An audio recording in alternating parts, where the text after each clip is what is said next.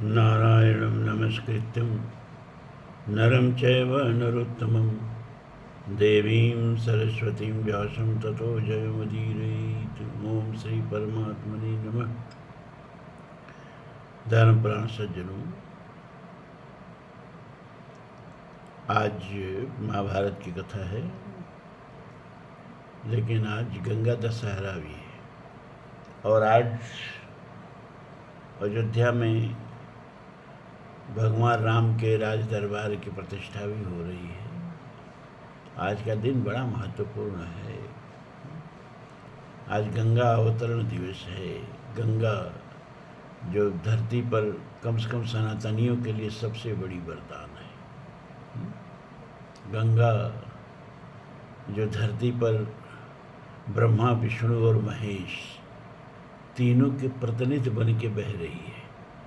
तीनों का तेज, तीनों का प्रताप लेकर के बह रही है। विष्णु पद सरोज जा सही शशि से पर विभास त्रिपतगा से पुण्य राशि पाप चालिका। ब्रह्मा के कमंडलों में रही। जब बलि को नापने के लिए भगवान ने विराट रूप धारण किया, इदम विश्वरूपे चक्र में त्रिसे पदम समूढ़ मत्स्यम पांसुर सुरेश स्वाहा, वेद में कहा गया ना। जब वामन रूप धरकर भगवान आए बलि के यज्ञशाला में, 100वां यज्ञ पूरा कर लेते बलि तो इंद्र का पद प्राप्त कर लेते। भगवान वामन का रूप धर के आए और भिक्षा में दी राजन। बलि ने कहा मांगो भैया। बलि के पहले खूब प्रशंसा किए भगवान, हिरण्यकश्यप से लेके हिरण्याक्ष से लेकर के उनके प्रताप की परीक्षा किए, जिन्होंने विष्णु भगवान को भी युद्ध में उनका मन बना दिया।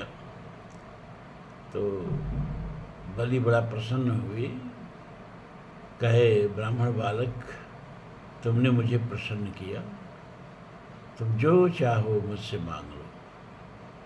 तो भगवान विष्णु जो वामन बने थे उन्होंने कहा कि असंतुष्टा द्विजा नष्टा संतुष्टो मही भुज। अगर ब्राह्मण असंतुष्ट है तो नष्ट हो जाता है, और अगर राजा संतुष्ट है तो नष्ट हो जाता है।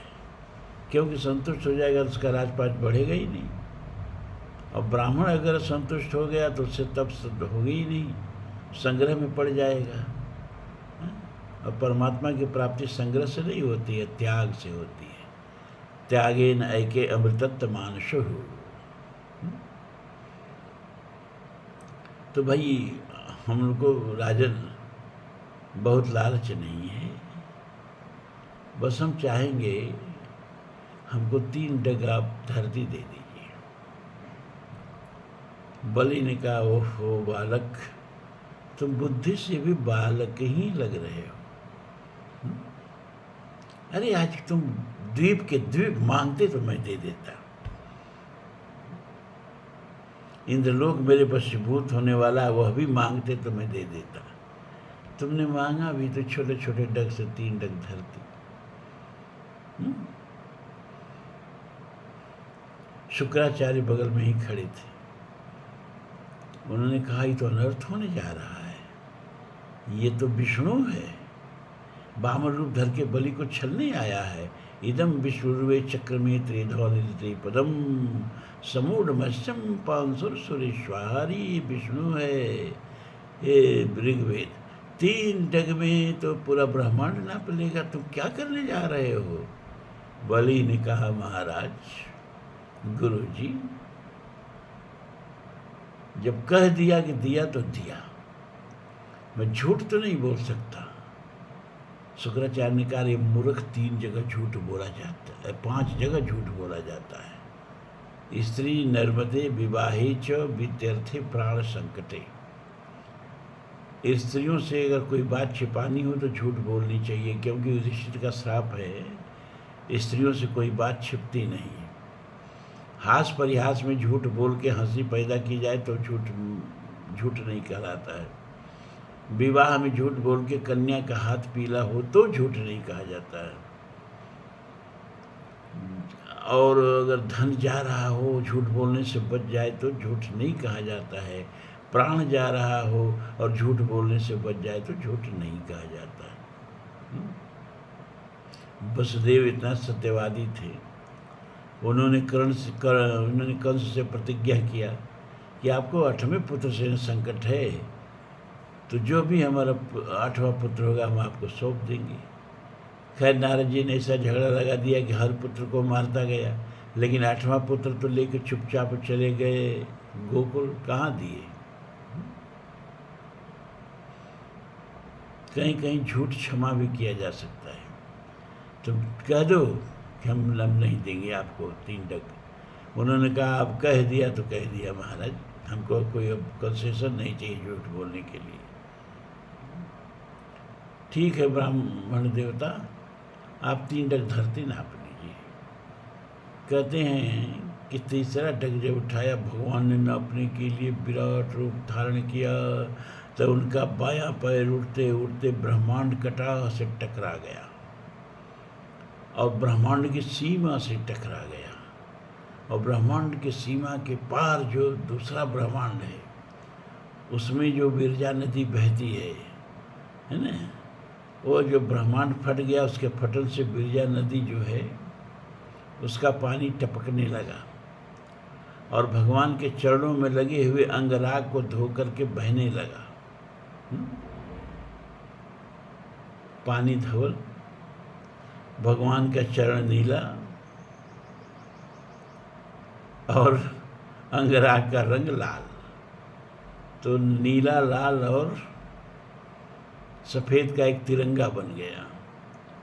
और पानी जब गिरने लगा तो ब्रह्मा ने क्या किया, उसको अपने कमंडल में ले लिया। वही विष्णु भगवान का पाद प्राक्षालन जो है वही गंगा बनी।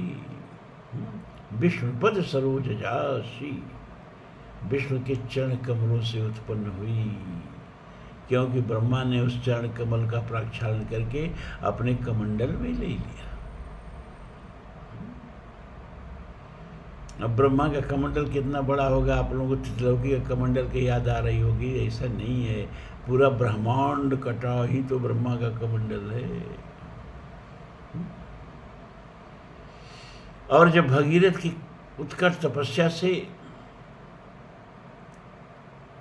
भगवान शिव गंगा को जटाजूट में धारण करने के लिए तैयार हो गए, तो फिर ब्रह्मा की तपस्या करके ब्रह्मा से निवेदन किया, तो ब्रह्मा ने एक बूंद गंगा का जल छोड़ दिया और गंगा टहास करती हुई जब मर्तलोक की तरफ आई तो भगवान शिव के जटाजूट में खो गई। जटा गटा संभ्रमम अनिल निम्प निर्जरी, इस शिव जी की जटा में भ्रमित होने लगी। फिर भगीरथ ने शिव जी की तपस्या की तो शिव जी ने अपना एक लठ गार दिया, वही गंगा बनी। तो तीनों देवताओं का उसमें योगदान है। विष्णु के चरणामृत, ब्रह्मा के कमंडल में निवास करने वाली और शिव के जटाजूट में विहार करने वाली।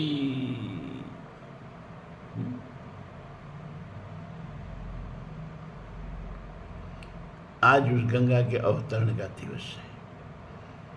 गंगा का महात्म कितना है, हर पुराणों में ये एक श्लोक आता है, गंगा गंगा यो ब्रियात योजना नाम सतैर्वपि मुच्यते सर्व पापेभ्यो विष्णु लोकम स गच्छति।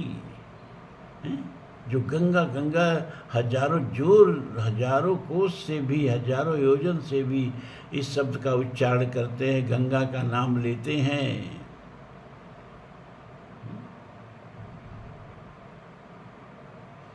उनके सब पाप धुल जाते हैं और वो विष्णु लोक को प्राप्त कर लेते हैं।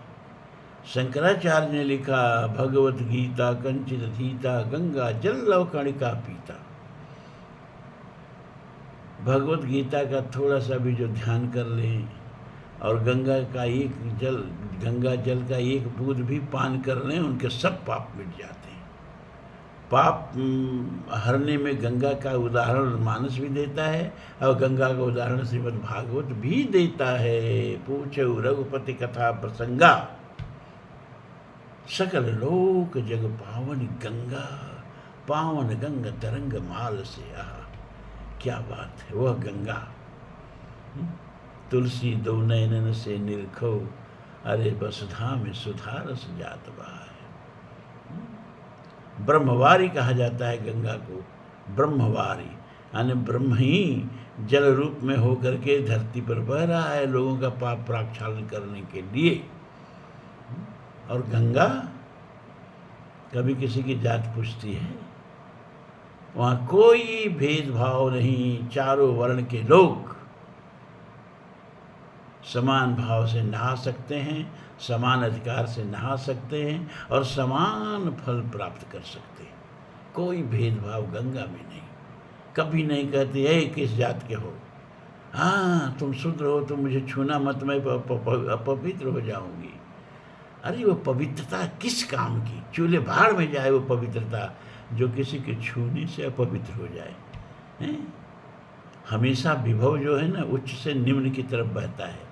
तुम्हारी पवित्रता निम्न है और उसकी पवित्रता उच्च है, इसलिए उसकी पवित्रता बह जाती है तुम्हारे अंदर, तुम्हारी पवित्रता नष्ट हो जाती है। पवित्रता ऐसी होनी चाहिए कि जो छुए उसमें बह जाए और वह भी पवित्र हो जाए। ऐसी पवित्रता हमारे कुछ लोगों के पास नहीं है। वो तो छाया पड़ने से भी वो पवित्र हो जाते हैं। पवित्रता हो तो गंगा जैसी हो।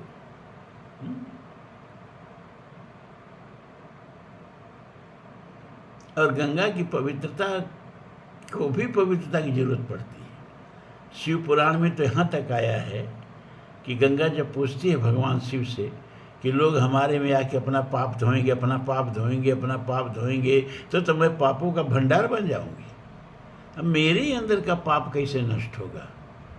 तो भगवान शिव कहते हैं कि जब कोई पतिव्रता स्त्री तुम्हारे में स्नान करने आएगी, ध्यान से इस बात को सुनना, कि जब कोई पतिव्रता स्त्री तुम्हारे में स्नान करने आएगी, तुमको अपने चरणों से स्पर्श करेगी, तो उसके चरणों की धूल से तुम्हारे सारे पाप नष्ट हो जाएंगे, तुम पवित्र हो जाओगे। यानी गंगा को भी पवित्र कर दे जिसके चरणों की धूल। हमारे यहाँ पातिव्रत का ये महत्व है, पतिव्रता नारी का ये महत्व है। और भागवत में गंगा पूछती है भगवान से कि मैं सबका पाप धोते धोते जब पापों का आगार हो जाऊंगी, मुझ में सबके पाप जम जाएंगे आके, मेरा पाप कैसे नष्ट होगा? तो भगवान ने कहा जब कोई साधु तुम्हारे में स्नान करने आएगा तो उसके स्पर्श से तुम फिर पवित्र हो जाओगे। तो क्या अब कोई साधु बच्चा ही नहीं जो स्पर्श करके गंगा को पवित्र कर दे? और जब भगवान राम पहली बार वन गमन के समय गंगा को देखते हैं, श्रृंगपेरपुर में आते हैं और प्रथम गंगा का साक्षात्कार होता है, तो उतरे राम देवसर देखी, तुरंत रथ से उतर जाते हैं। अकीन दंडवत हर्ष विशेखी, दंडवत डंडा की तरह उनके बालुका में गिर करके साष्टांग दंडवत करते हैं प्रसन्न होकर के।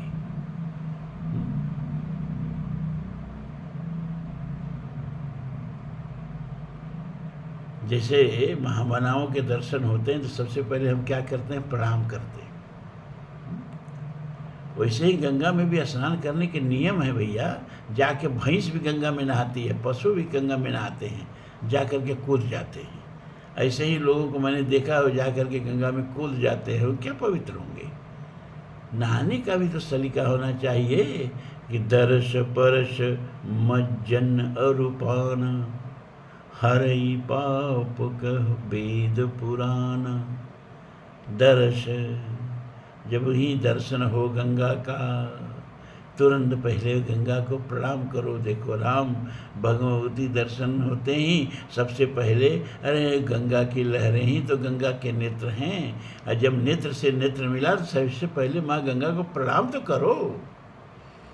उतरे राम देव शर देखी, कीन दंडवत हरख विषेखी। लौट गए गंगा की धूली में, गंगा की बालका में। फिर परस, जब गंगा के तट पर जाएं तो पहले उनके पानी को हाथ से छू के माथे से लगाएं और माँ से विनती करें, हे मैया अब मैं आपकी गोद में उतरने जा रहा हूँ एक बालक की तरह।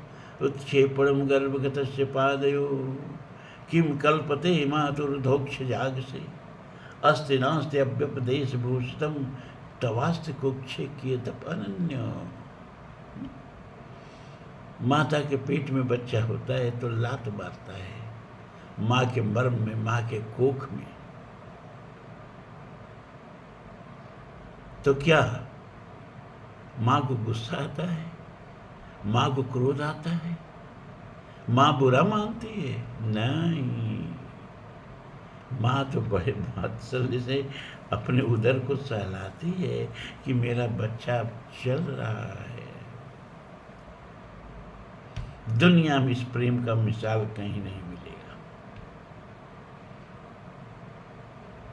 इसीलिए मनुस्मृति में कहा कि उपाध्याय से 10 गुना बड़ा आचार्य होता है। आचार्य वही जिसे आजकल आप लोग गुरु कहते हैं, गुरुडम चलाते हैं, गुरु ब्रह्मा गुरु विष्णु। ये किसी ने लिख दिया, कहाँ से लिख दिया कहीं मिलता ही नहीं है। लोग बोलते हैं स्कंद पुराण में है, कहा गया स्कंद पुराण ढूंढेगा कौन 1 लाख श्लोकों का, लेकिन हम गारंटी देते हैं 1 लाख श्लोकों में मंत्र कहीं नहीं है। गुरु ब्रह्मा गुरु विष्णु गुरुदेवो महेश्वर, गुरु साक्षात पर ब्रह्म, तस्मै श्री गुरुवे नमः। किसी गुरुडम चलाने वाले ने लिख दिया।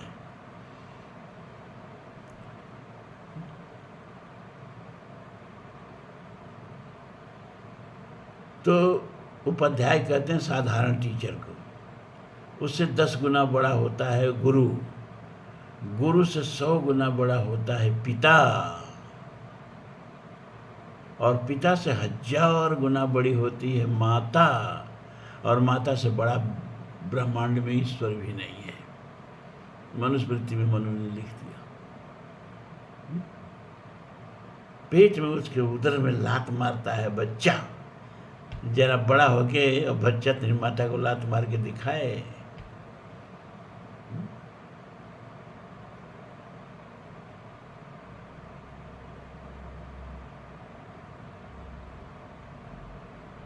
लेकिन माँ को क्रोध नहीं आता है, वो वात्सल्य से अपना उदर सहलाती है। हे मैया गंगा, तुम भी माँ हो, जगत जननी हो, माताओं की माता हो।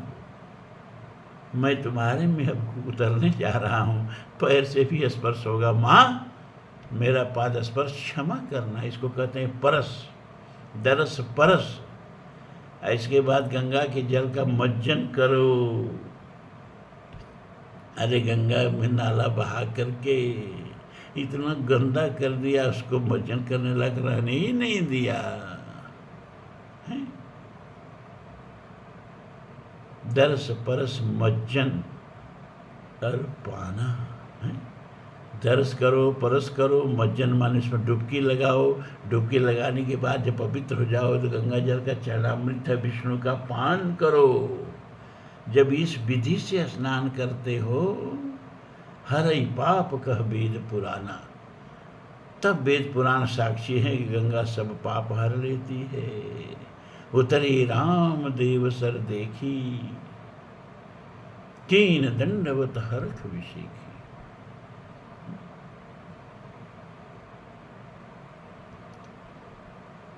फिर इसके बाद लक्ष्मण, सुमंत, सीता, लखन सचिव सिय किए प्रणामा, असमहि सहित सुख पायो रामा।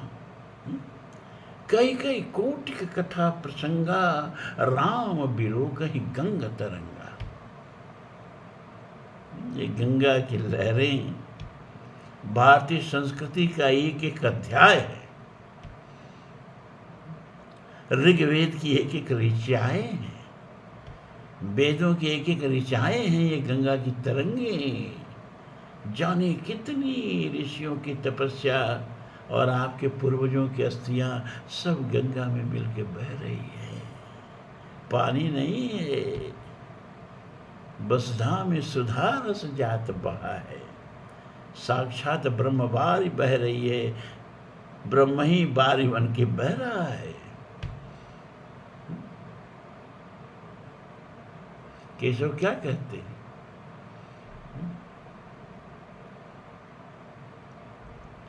हे भागीरथी हम दोष भरे, है भरोसे यही की परोस त्यारे। गंगा के परोस में बसने का इतना भरोसा है कि सब पाप धुल जाएंगे। कई कई कोटि कथा प्रसंगा, राम बिलोक है गंग तरंगा। सचिव ही अनुज ही सिय ही सुनाई। अब विबुध नदी, विबुध माने देवताओं की नदी, विबुध नदी महिमा अधिकाई। गंग सकल मुद मंगल मूला, सब सुख करन हरन सब फूला। हरन सब सूला, क्षमा करें। और करीब करीब सारे पुराणों में ये श्लोक आया है। तजंत पितर पुत्र, एक समय आता है पुत्र पिता को त्याग देता है, कंधे पर उठा के राम नाम सत करके काठ पर ले जाके अग्नि जला देता है।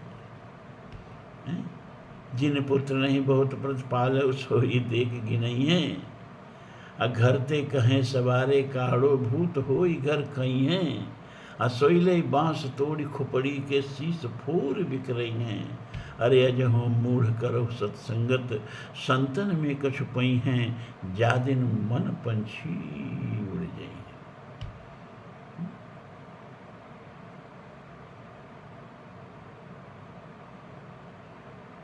लेकिन एक समय आता है जब अपने कंधे पर लाद करके पुत्र पिता को घर से बाहर कर देता है।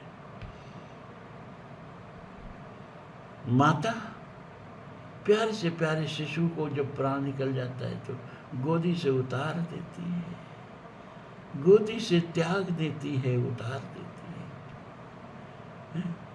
प्रियतमा अपनी प्राण प्रिय प्रेमी को भी त्याग देती है। गंगा तान न परित्यजेत, लेकिन गंगा कहती है सब त्याग दिए तो आ मेरी गोद में आ, मैं नहीं त्यागने वाली। गंगा वो माँ है कि जब सब त्याग देते हैं तो अपनी गोद में सुला लेती है।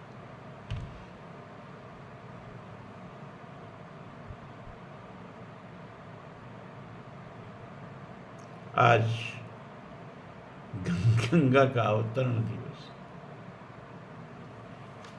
माँ गंगा का नमन।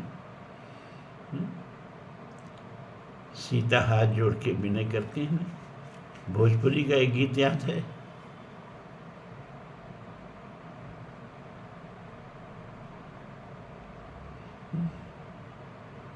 हे गंगा मैया तुम्हें पियरी चढ़ाई। जाने कितनी सुहागने अपने सुहाग की रक्षा के लिए, अपने आंचल के फूल की रक्षा के लिए गंगा से निवेदन करती आ रही है। इस निवेदन का शुरुआत भगवती जगत जननी माँ सीता से होती है। सिय सुरसर ही कहु कर जोरी, क्या अरे मात पुरूब विनती मोरी। सीता हाथ जोड़ के गंगा से प्रार्थना करती, हे मैया हमारी विनती पूरा कर देना। क्या विनती? कि पति देवर संग कुशल बहोरी, आई करम जय पूजा तोरी। पति देवर संग कुशल कुशल आके फिर मैं तुम्हारी पूजा करूं। हे मैया गंगा मेरी विनती पूरा कर दो। हाथ जोड़ के माँ विनय करती है। और तब से ही हर औरतें अपने कुशल क्षेम के लिए एक परंपरा चल गई, माँ गंगा की विनती करती। हम लोग जब बचपन में थे तो ये परंपरा थी, अब है कि नहीं है मैं नहीं बता सकता, कि जब भी कोई घर में मांगलिक कार्य होता था तो पहला निमंत्रण गंगा को दिया जाता था। विवाह के कार्ड भी पहले जाके गंगा में डाल आते थे लोग।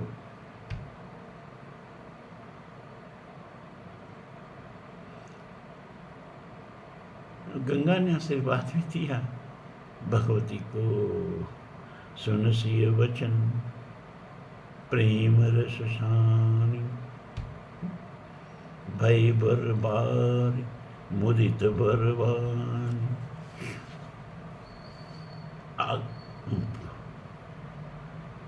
गंगा के विमल बार से मुदित वाणी प्रस्फुटित हो रही है। क्या हो रही है? सुन रघुवीर प्रिया वैदेही, तव प्रताप जग विदित न के, लोकप होहि बिलोकत तोरे, अतोहि सीवहि तोहि सेवहि सब सिद्धि कर जोरे। लोकप होहि बिलोकत तोरे, जिसके बाद जिसको एक बार तुम देख दो वो लोकपालों का लोकपाल हो जाए। इसीलिए तो रावण कहता था, एक बार बिलोक मम ओरा, तव अनुचरी करो पन मोरा। एक बार बिलोक मम होरा, एक बार तो मेरी तरफ देख दे माँ, ताकि मैं लोकपालों का लोकपाल हो जाऊं। इसीलिए रावण कहा करता था, लोकप होए बिलोकत तोरे। सीता की महिमा का वर्णन बा गंगा, तो इसी वहीं सब सिद्ध कर जोरे। तुम जो हम ही बड़ विनय सुनाई, और तुम जो मेरा इतना महत्व दे रही हो, जो मेरे को इतना प्रार्थना कर रही हो, तो मैं तो जरूर आशीष दूंगा। पतिदेवर प्राणनाथ देवर सहित कुशल कौशलाई, अपूजा ही सब मन कामना, सुजस रही जग छाई। आज उस सीता का, आज वह मुख बर देने वाली माँ गंगा का अवतरण दिवस है। हमने सोचा आज दो शब्द अगर माँ गंगा पर न बोला जाए, जो भारतीय सनातन संस्कृति का सबसे अमूल्य रत्न है, तो फिर रोज का सत्संग व्यर्थ हो जाएगा। और आज अयोध्या में राम दरबार की प्राण प्रतिष्ठा भी हो रही है। आप लोगों में तो इस तरह का भावना ही नहीं है।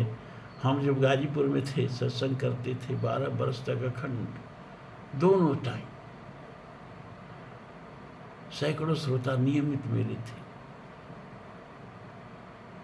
तो हम लोग 70, 75 लोगों को लेकर के कभी जाते थे पश्चिम की यात्रा में, सोमनाथ से लेकर के द्वारिका से लेकर के,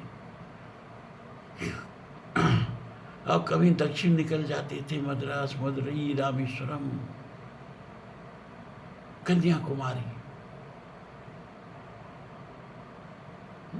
समूह में एक यात्रा करने का, दर्शन करने का एक स्मरण भी रहता है, एक भावना भी बनती है। अरे नहीं कुछ तो कम से कम 2 गाड़ी रिजर्व करो, बढ़िया कह लो, वो 17, 15, 16, 17 लोग नियमित हो, और कम से कम सुबह निकल जाओ और राम दरबार का, भगवान का दर्शन करके शाम तक घर आ जाओ। एक स्मरण रहेगा जीवन में। इस तरह की अभी एकता आप लोगों में नहीं है,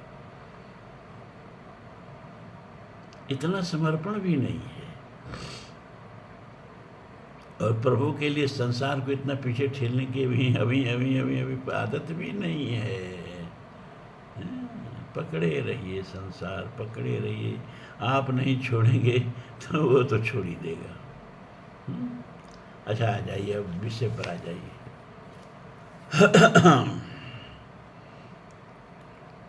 महाभारत विराट पर्व चल रहा है। खष्टो अध्याय।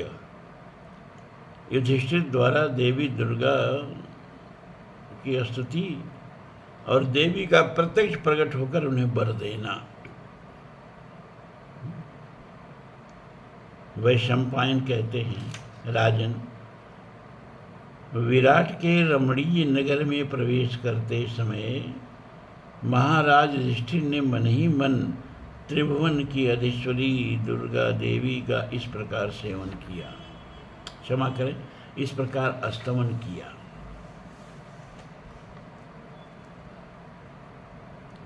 जो यशोदा के गर्भ से प्रकट हुई है, यशोदा गर्भ संभूता नारायण वर प्रियाम, नारायण वर प्रियाम, नंद गोकुले जाताम मंगल्याम कुल विघ्नीम।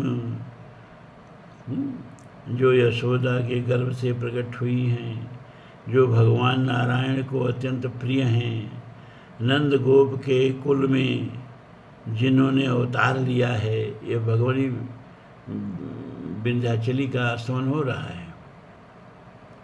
जो सबका मंगल करने वाली हैं तथा कुल को बढ़ाने वाली हैं, जो कंस को भयभीत करने वाली और असुरों का संहार करने वाली हैं, कंस के द्वारा पत्थर की शिला पर पटके जाने पर भी जो आकाश में उड़ गई थीं, जिनके अंग दिव्य गंधमाला एवं आभूषणों से विभूषित हैं, जिसने दिव्य वस्त्र धारण कर रखा है, जो हाथों में ढाल और तलवार धारण करती हैं, वसुदेव नंदन श्री कृष्ण की भगनी उस दुर्गा देवी का मैं चिंतन करता हूँ।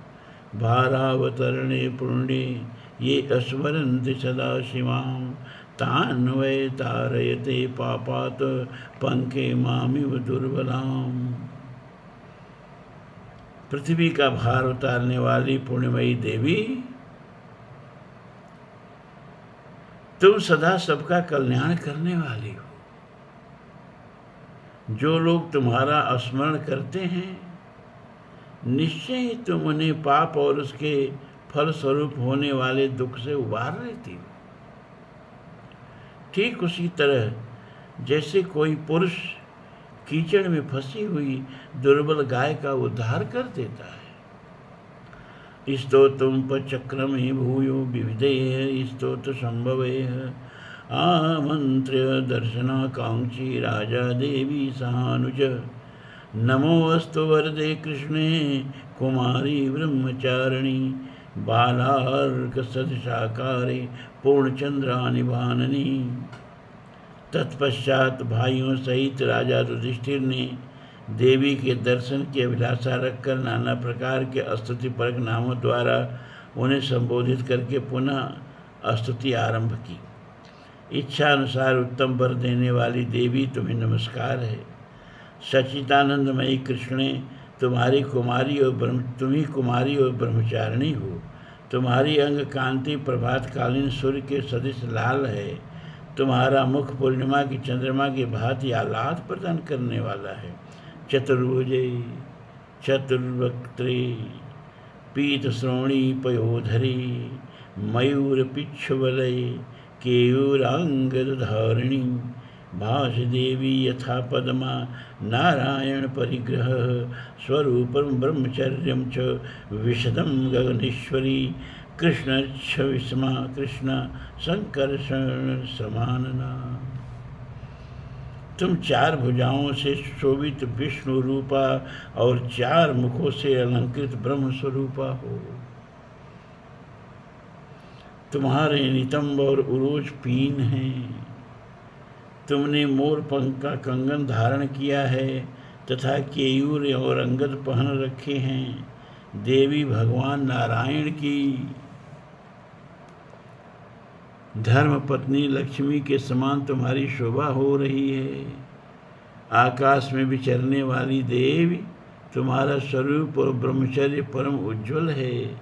श्याम सुंदर श्री कृष्ण के छवि के समान तुम्हारी श्याम कांति है, इसीलिए तुम कृष्णा कहलाती हो। तुम्हारा मुख संकर्षण के समान है। बिभ्रति विपुलो बाह शकध्वज समुच्छयो, पात्री च पंकजी घंटी, स्त्री विशुद्धा च या भुवि। पाशं धनुर्महाचक्रं विविधान्यायुधानि च कुण्डलाभ्यां सम्पूर्णाभ्यां कर्णाभ्यां च विभूषिताः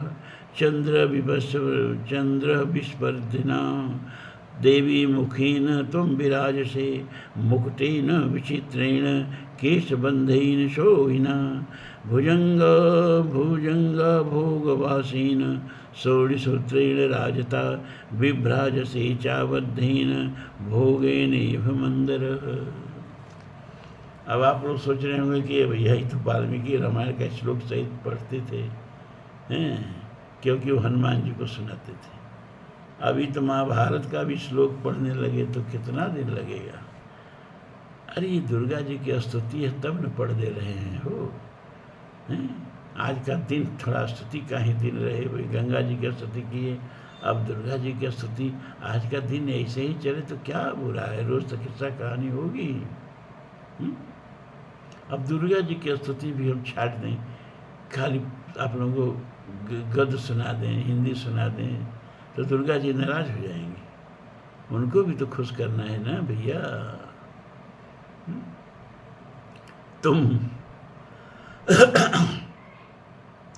बौर और अभय मुद्रा धारण करने वाली, ऊपर उठी हुई दो विशाल भुजाओं को इंद्र की ध्वजा के समान धारण करने वाली हो।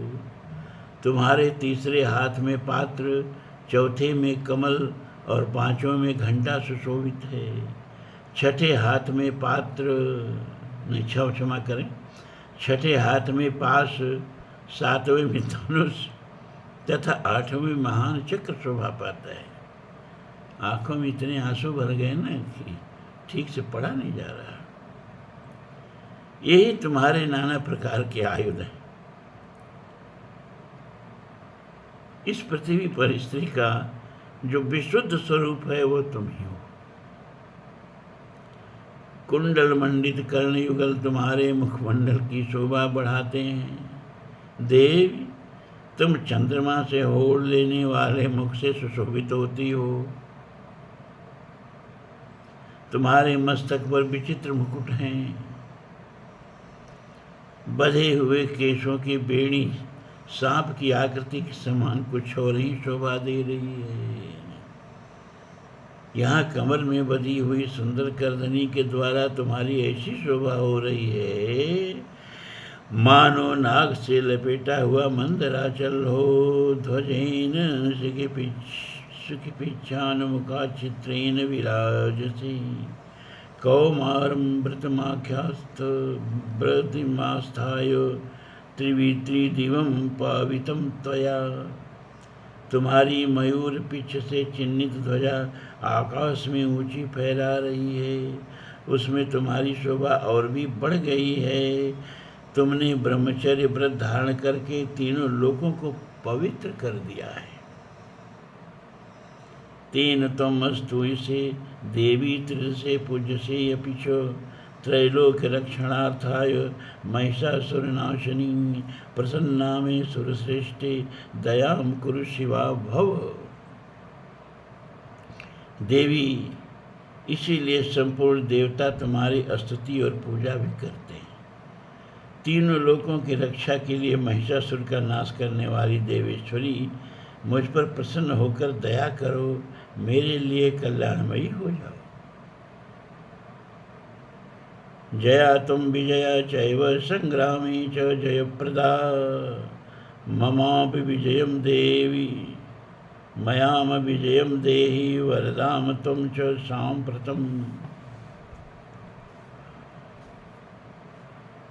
तुम जया और विजया हो, तुम ही संग्राम में विजय देने वाली हो, अतः मुझे भी विजय दो। इस समय तुम मेरे लिए वरदायिनी हो जाओ। युधिष्ठिर विराटनगर में प्रवेश करने से पहले माँ दुर्गा की स्तुति कर रहे हैं। कृतानुयात्रा भूतस्तम वरदाम कामचारिणी भारावतारे च त्वां संसारे सन्ति मानवाः प्रणमन्ति च ये त्वां हि प्रभाते तु नरा भुवि न तेषां दुर्लभं किंचित पुत्रतो धनतो अपि वा। जो प्राणी तुम्हारा अनुसरण करते हैं उन्हें तुम मनोवांछित वर देती हो। इच्छा अनुसार विचरने वाली देवी, जो मनुष्य अपने ऊपर आए हुए संकट का भार उतारने के लिए तुम्हारा स्मरण करते हैं तथा जो मानव प्रतिदिन प्रातःकाल तुम्हें प्रणाम करते हैं, उनके लिए इस पृथ्वी पर पुत्र अथवा धन धान्य आज कुछ भी दुर्लभ नहीं है। दुर्गा तारयते दुर्गे तम त्वा दुर्गा स्मृता जने कांतारे स्वसन्नाना मग्नानां च महार्णवे दस्युभिर्वा निरुद्धानां त्वं गति परमा निराम जलप्रतरणे चैव कान्तारेष्वस्विचि शुचम्।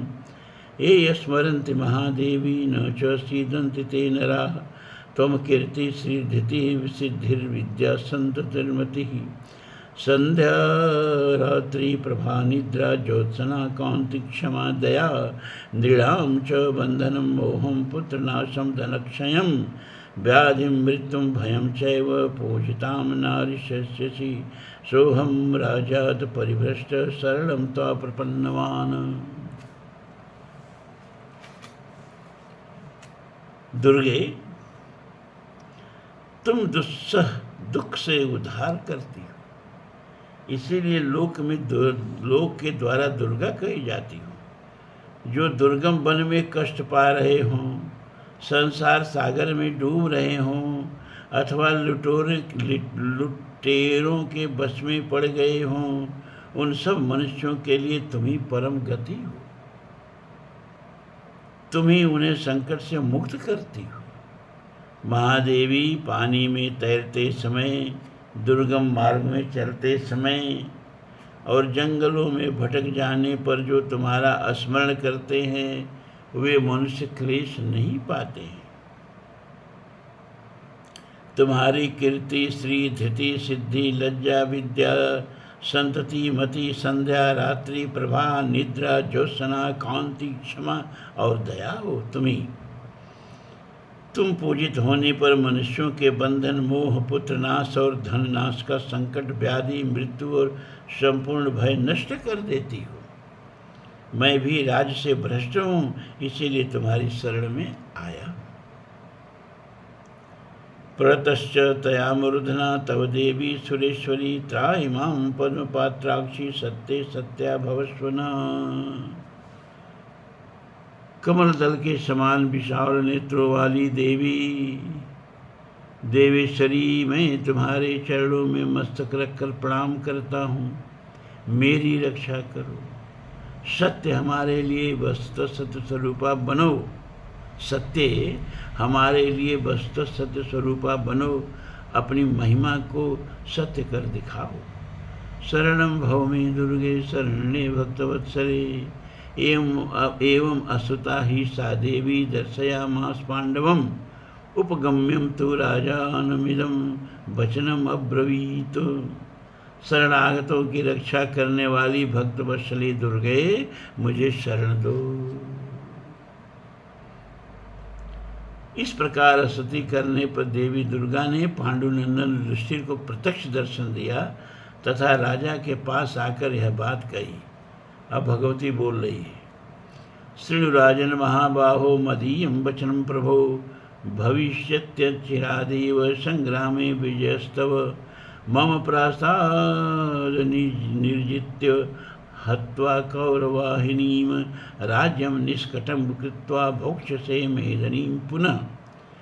भ्रातृभिः सहितो राजन् प्रीतिः प्राप्स्यसि पुष्कलाम्।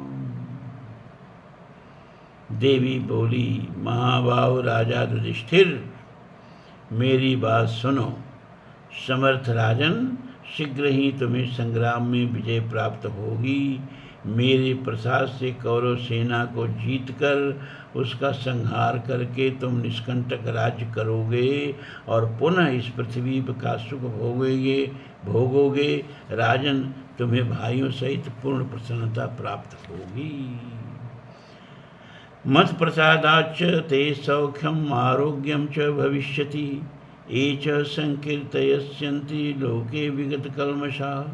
तेषां तुष्टा प्रदास्यामि राज्यमायुर्वपुश्रुतं।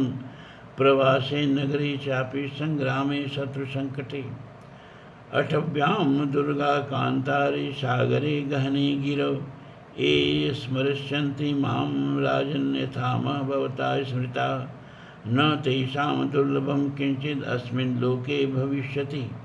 इदं स्तोत्रवरं भक्त्या शृणुयादि वा पठित वा तस्य सर्वाणि कार्याणि सिद्धि यास्यन्ति पाण्डवाः। मत्प्रसादाच्च सर्वान् विराटनगरे स्थितान् न प्राज्ञास्यन्ति कुरवो नरा वा तन्निवासिनः। इत्युक्ता वरदा देवी युधिष्ठिरम् अरिमन्दमं रक्षां कृत्वा च पाण्डूनां तत्रैवान्तर्धीयत।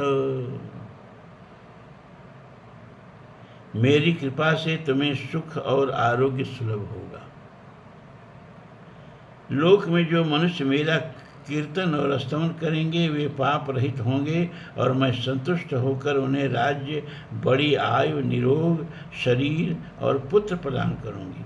राजन, जैसे तुमने मेरा स्मरण किया है उसी प्रकार जो लोग परदेश में रहते समय नगर में युद्ध में शत्रु द्वारा संकट प्राप्त होने पर घने जंगल में, दुर्गम मार्ग में, समुद्र में तथा गहन पर्वत पर भी मेरा स्मरण करेंगे, उनके लिए इस संसार में कुछ भी दुर्लभ न होगा। पांडवों, जो इस उत्तम स्तोत्र को भक्ति भाव से सुनेगा, जिससे आप लोग सुने हैं, या पढ़ेगा जिससे मैं पढ़ रहा हूँ, उसके संपूर्ण कार्य सिद्ध हो जाएंगे। मेरी कृपा प्रसाद से विराट नगर में रहते समय तुम सब लोगों को कौरव गण अपना उस नगर के निवासी मनुष्य नहीं पहचान सकेंगे। शत्रुओं का दमन करने वाले राजा युधिष्ठिर से ऐसा कहकर वरदायिनी देवी दुर्गा पांडवों की रक्षा का भार ले वहाँ अंतर्धान हो गई। इति श्री महाभारते विराट पर्वाणि पांडव प्रवेश पर्वाणि दुर्गास्तवे षष्ठोऽध्यायः समाप्तः। ओम पूर्णमदः पूर्णमिदं पूर्णात् पूर्णमुदच्यते पूर्णस्य पूर्णमादाय पूर्णमेवावशिष्यते। सर्वे भवन्तु सुखिनः, सर्वे सन्तु निरामयाः, सर्वे भद्राणि पश्यन्तु, मा कश्चित् दुःखभाग् भवेत्। असतो मा सद्गमय, तमसो मा ज्योतिर्गमय, मृत्योर्मा अमृतं गमय। ओम शांति शांति शांति। ओम।